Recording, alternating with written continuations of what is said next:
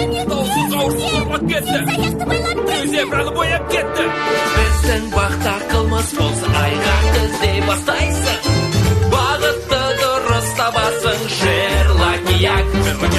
Гермиона қасында қылмыскерлер құтылмас. Дәлелді тез табады, Шерлок-як. Орта бойда ақылды қылмысты ол ашады. Әділетті орнатады, Шерлок-як. Шығып барамын. Шерлоктан бұрын табыңдаршы. Аспаптың тесігін бекіткен кім?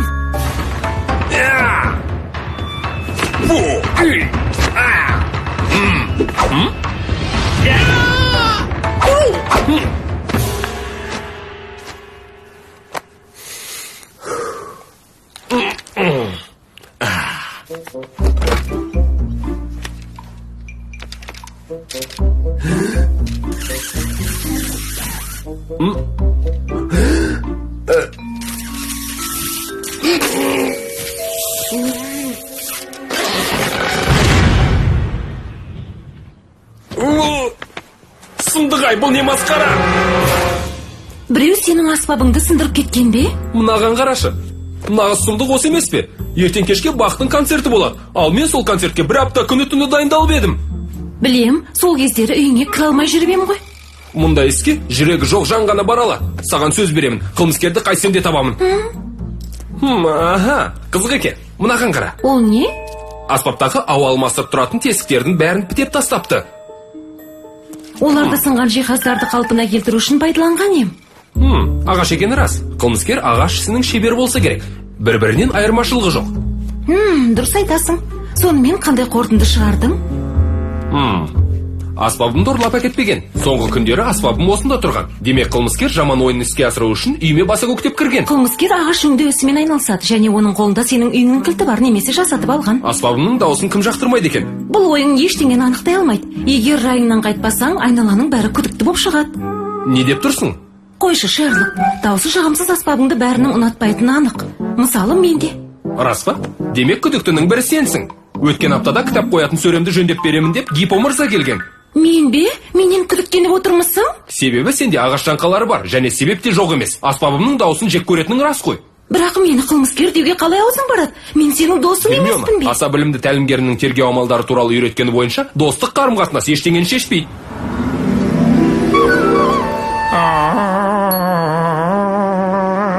Мүйізді аспабымды кішкентай панда ұрлап алыпты. Рас айтамын. Осыншалықты сенімді сөйлеуінің себебі неде, Шерлок? Оның қайда тұрғанын тек үшеуміз ғана білеміз. Алайда өз затымды өзім ұрлап алмағаным айдан анық. Ал сізге сенім артамын. Демек ұры мынау. Қылмыскер, менмін жас шәкірт. Сіз бе? О, ұлы тәлімгерім. Дәл солай. Аспабыңның жағымсыз даусын естуден әбден жалығып кеттім. Сонымен қылмысқа келген кезде тек айғаққа жүгінуіміз керек. Айғаққа және тағы да айғаққа. Бұл жолғы тергеу барысында сен көмекшіңде, досында емессің. Сонда сенім қайда қалды? Маған сенбейсің бе? Ендеше қылмыскер сенсің деп ойыңды неге ашып айтпайсың? Ол жағын тергеу барысында анықтаймыз. Мен де солай ойлаймын. Ендеше алтын уақытында алмай қояйын. Аса білімді детектив мырза, тергеу амалдарын жүргізуде жолың болсын. Мені тергейтін кезде телефон соғарсың. Гермиона, менің айтқаныма ренжіп қалдың ба? Онда шаруаң қанша? Ақыры досыңа сенбейді екенсің?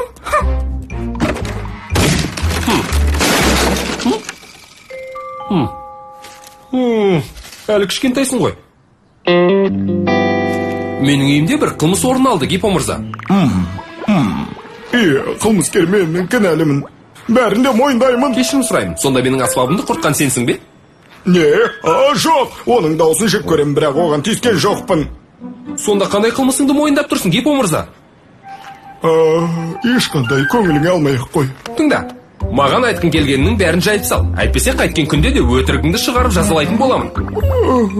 Жарайды. Үйімнің артындағы есікті домалақтап тесіп кеткен мені. Тесіп деймісің? Оны қалайша байқамағанмын. Дұрыс болған екен.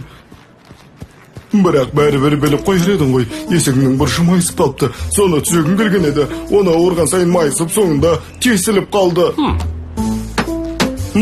Айтпақшы, жасап берген кітап сөрем ұнады ма? Ұнаған жоқ, себебі сынып қалды. Қызық екен. Тауып айттың, алайда ұсталықты жақсы меңгердің деген едің ғой. Айтқаным рас. ендеше мынаны айтшы, ағаш жаңқаларын үнемі пайдаланасың ба? Әрине, ағаш өңдеуісінде жаңқалар міндетті түрде керек болады. Міне мынадай ғой. Рахмет, Гипо мырза. Айтпақшы, үйімнің артық кілттерін өзіме қайтарып беруді ұмытып кетпе. Міне. Рахмет. Тергеу қорытындысы туралы кейін айтып беремін.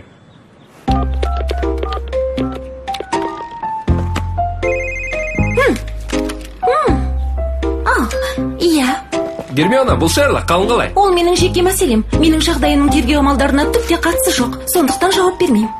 Иә, жақсы. Маған біраз ақпараттар қажет болып тұр. Концерт кезінде менің орныма кім шығатын болды? Жылан. Жылан ба? Сенімдісің бе? Иә, бірақ күдікті ретінде тергеу барысында қылмысынан жалтару үшін өтірік айтып қоюым әбден мүмкін. Қой, Гермиона, ашулана берме. Қабай, неткен масқара. Күдіктілер қатарына жыланды да кіргізуге болады. Рас айтамын, сенің волынкаңның дауысын жек көрем. Дауысы сондай жағымсыз естіген кезде денемнің бәрі түршігіп мазам қашар. Мазаң қашқанға ұқсамайсың ба?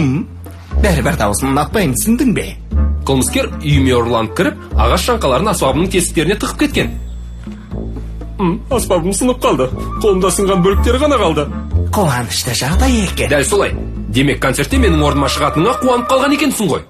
Оған рас, мен қуанып тұрмын, бірақ мен кінәлі емеспін, кешір. Неге олай? Менде естігіңнің... Сөзіңнің жаны бар екен. Жақсы, басқа қайыр сұрағың болмаса, мен барып концертке дайындалайын.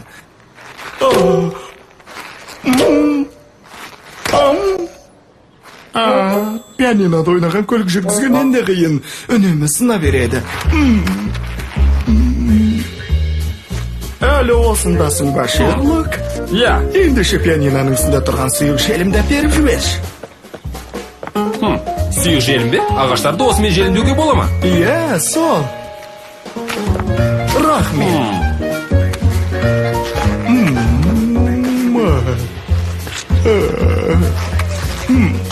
Міне болды.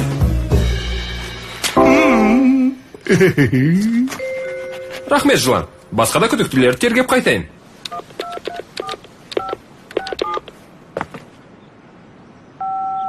Сәлем, сіз Гермионаның телефонына қоңырау соғып тұрсыз. Өтінем, хабарлама қалдырыңыз. Тағы да сәлем, Гермиона. Сенімен сөйлесуім керек. 5 минуттан кейін үйімнің алдына келсең жақсы болар еді. Жақсы, кездескенше.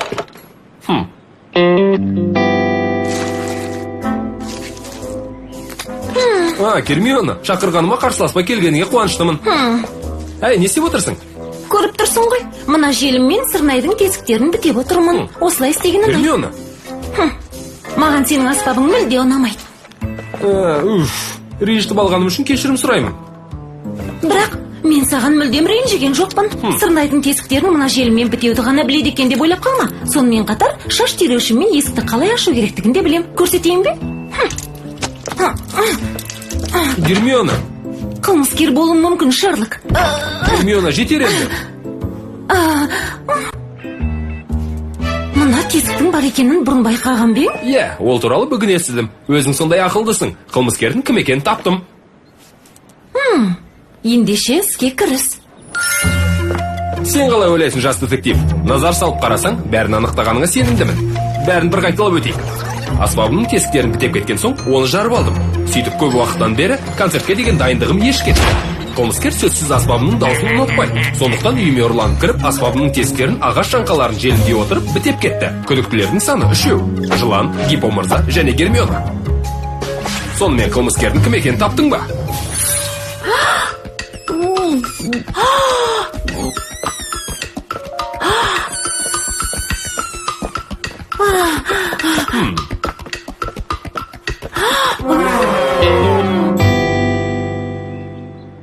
Бәрі де оп-оңай. Күдіктілердің бәрі менің аспабымды жеп көреді. Алайда қылмысты біреу ғана жасаған. Гипо мырза, сенде жақсы желім және менің үйімнің кілті бар. Өйткені маған кітап сөресін жасап бердің. Айтпақшы, оның быт-шыты шықты. Иә, дәл солай. Өз ісінің шебері екеніңді біле тұра, сен волынкамның дауысын естімес үшін бітеп кетті деп ойламаймын. Шебер деймісің, мен бе? Гермиона, сенде де ағаш жаңқалары бар. Менің ашуыма тию үшін күдікті болғың келгенін мойында. Алайда, қолыңда кілт болмағандықтан үйіме кіре алмасың анық. Есікті шаш түйреуішімен аша алмайтыныңды әлгінде ғана көрсеттің. Сонымен, қылмыскер үйіме кілтсіз-ақ кірген. Өз қылмысы үшін ұялмайтын біреу болса керек. Дұрыс айттым ба жылан? Себебі қылмыскер сенсің. Аспабының даусын жек көргеніңмен қоймай, концертте өнер көрсететінді қызғанып, Гиппо мырза сындырып алған есік астындағы тесіктен үйме кірдің. Сөйтіп, жаңқаларды желімнің көмегімен жапсырып, аспабының тесіктерін бекітіп тастадың. Солай емес пе? Мойындаймын, айтқандарың дұрыс. Алайда мені столға келе қоймас. Қарай көр.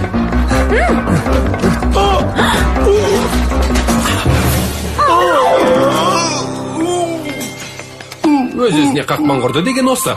Жарайды, Шерлок, жеңілден мойындаймын. Тамаша. Енді сен секілді қылмыскерге тиісті жаза қолданатын боламын. Дайынсың ба, жылан?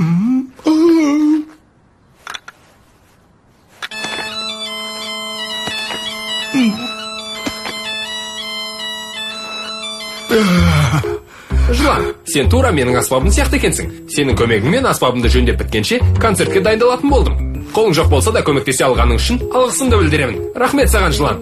Кәдеңе жарағаныма қуаныштымын, Шерлок. Кәне, жұмысымызды жалғастырайық. 3, 4.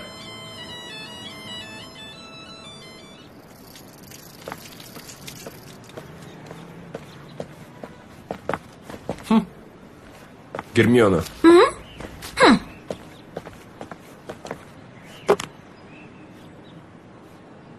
Кешірім сұраймын, Гермиона.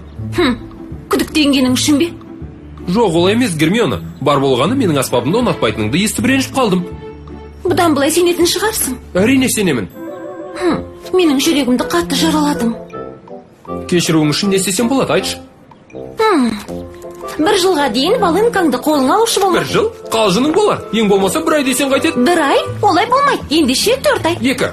Жоқ. Ал 3,5 айға қалай қарайсың? 2,5 ай деш, өтінем. Балапан телеарнасының тапсырысы бойынша аударылып дыбысталған. Редакторлары Бақыт Күләбішева, Мөлдір Мырзабекова. Аудармашылар Ұлдана Әлімбекова, Индира Әбілқасымова. Дыбыстағандар Мәжит Асан, Жәнібек Жақып, Жазира Асан. Дубляждың режиссері Ерлік Боранбаев. Дыбыс режиссері